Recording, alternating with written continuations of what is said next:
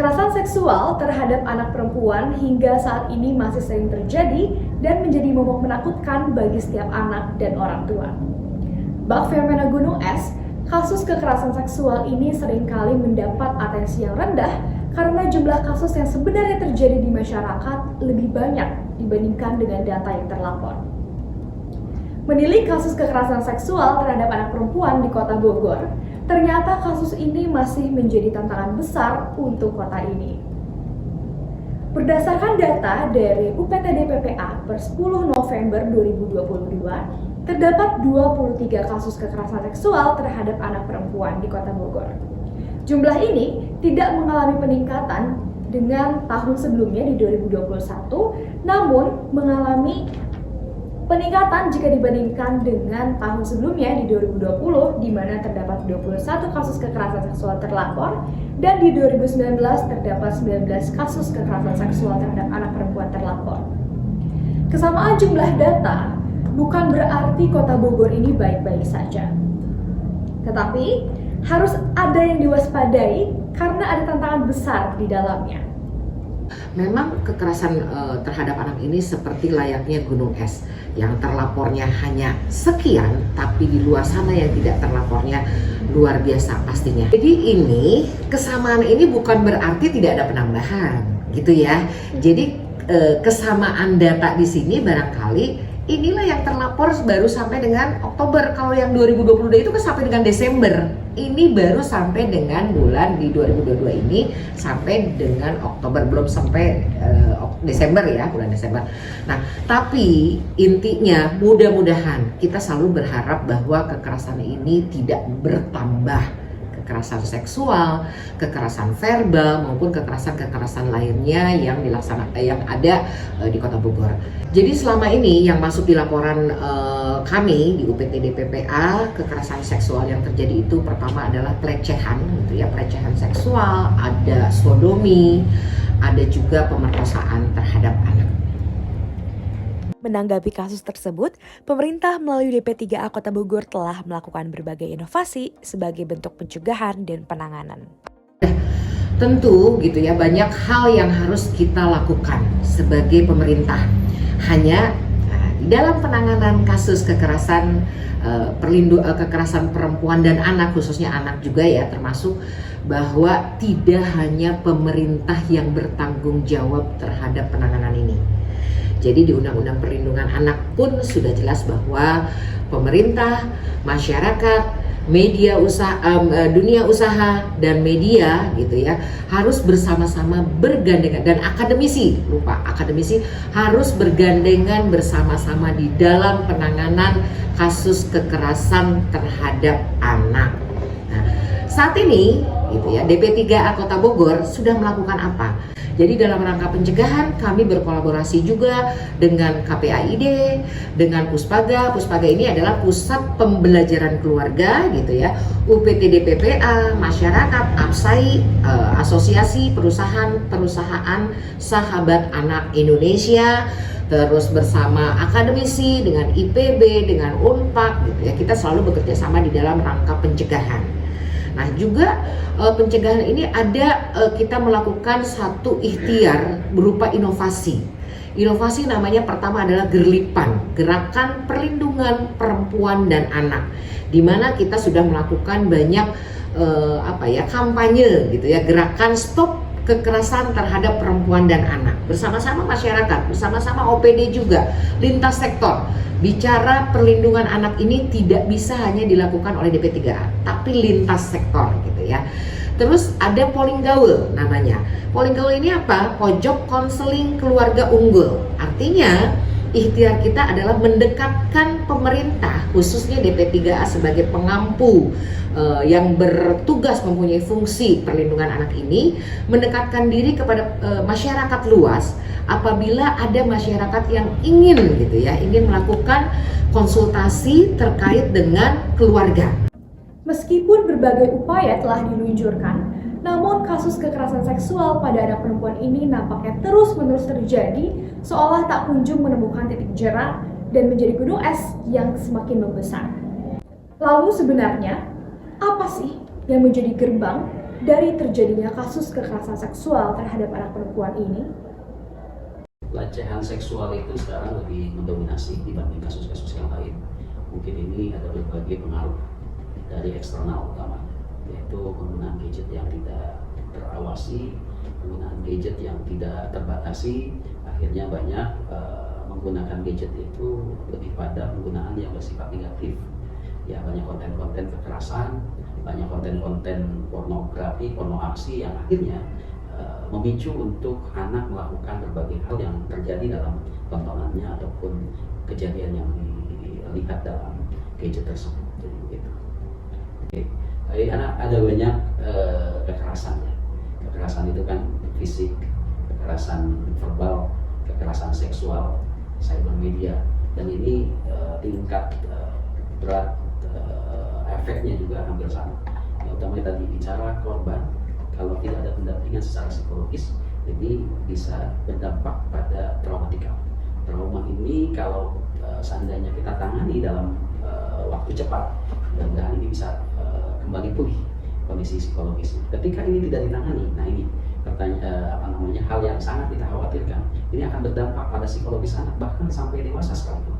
Dan kejadian itu akan selalu terulang, ataupun bisa dalam kapan saja ini bisa memorinya teringat kembali kejadian tersebut. Nah, di sisi yang lain, ketika anak menjadi korban, kalau tidak mendapatkan pendekatan psikologis atau rehabilitasi, maka kemungkinan kecenderungan menjadi pelakunya sangat tinggi. Karena bicara pelecehan seksual ini, tentu saja ini akan melibatkan berbagai hormonal yang ada dalam anak tersebut. Ketika anak merasakan awalnya menjadi ketakutan dan ancaman, tapi ketika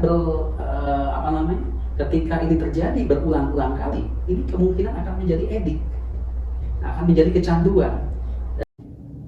Menanggapi kasus ini, KPAID Kota Bogor melakukan tindakan tegas terhadap setiap pelaku dan berkolaborasi dengan lembaga lain untuk gotong royong mengatasi kasus kekerasan seksual pada anak perempuan. Ya, masyarakat itu boleh melakukan pengaduan terhadap lembaga apapun yang concern terhadap perlindungan anak. Di KPAI tidak menutup harus menghubungi ini itu ketika emang masyarakat terjangkaunya atau sempatnya dekatnya dengan KPAI, silahkan melakukan pengaduan terhadap lembaga kami. Tentu saja ketika sudah kejadiannya terjadi, ini ada berbagai prosedur, ada berbagai lembaga yang akan ikut terlibat dalam hal penanganannya, dalam hal aspek hukumnya dan seterusnya. Jadi kami tidak bergerak sendiri, tapi sistem ini sudah dibuat sedemikian rupa yang akhirnya kami dalam kapasitas sebagai pengawasan akan mereferalkan kasus pada lembaga yang emang menangani kasusnya. Contohnya UPTD PPA di bawah DP3A Kota Bogor. Jadi ini sangat terkait antara yang satu dengan yang lainnya, yang akhirnya kita sebagai lembaga harus memastikan berbagai pendekatan psikologis ataukah pendampingan terhadap korban ini betul-betul bisa dilakukan dengan baik dan sesuai prosedur. Nah, kalau seandainya ini sudah terjadi dan ternyata pelakunya ini diketahui, ya tentu saja ini bisa kita laporkan ke ranah hukum, proses hukum. Ya, kita juga berkolaborasi, bersinergi dengan unit PPA Kapolresta Bogor Kota. Nah, ini proses ini tentu saja tidak ada kompromi, terlebih pelakunya adalah orang dewasa. Karena ini akan terus kita dorong sampai dengan ada rasa kalau seandainya ini kita hukum seberat-beratnya supaya ada efek jerah, sehingga tidak ada upaya-upaya pihak lain ataupun pihak-pihak yang tidak punya rasa ingin melindungi anak, supaya betul-betul tidak ada upaya untuk melakukan hal yang sama. Kekerasan seksual yang dialami oleh korban tentu akan menimbulkan dampak traumatis dan mempengaruhi kepribadian mereka. Hai News telah mewawancarai Ketua Pusat Pembelajaran Keluarga atau Puspaga Wening Asih Kota Bogor untuk mengetahui seberapa jauh dampak dari kekerasan seksual yang dirasakan oleh korban. Berikut kita simak penjelasannya.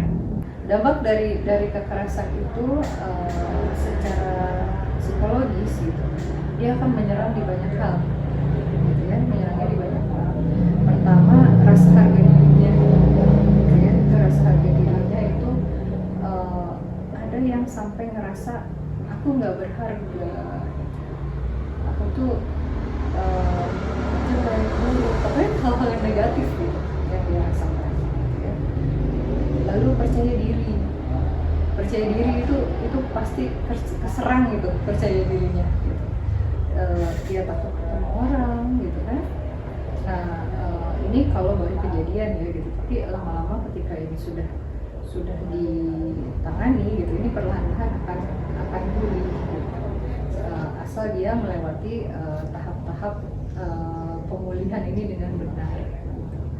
Nah, yang kita khawatirkan adalah ketika si korban ini stuck di satu fase, misalnya dia rasa tidak berharga ini gitu ya, dia akan membawa itu terus atau menyalahkan diri sendiri.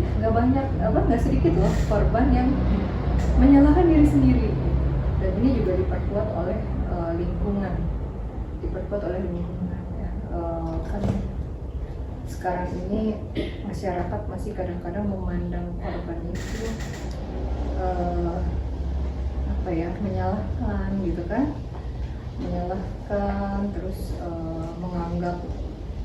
menganggap kamu sih misalnya gitu, gara-gara kamu misalnya gitu ya, atau ada stigma yang mengatakan bahwa memang perempuan itu kaum yang lemah gitu kan, kaum yang memang di bawah laki-laki gitu. Jadi patut diperlakukan seperti itu.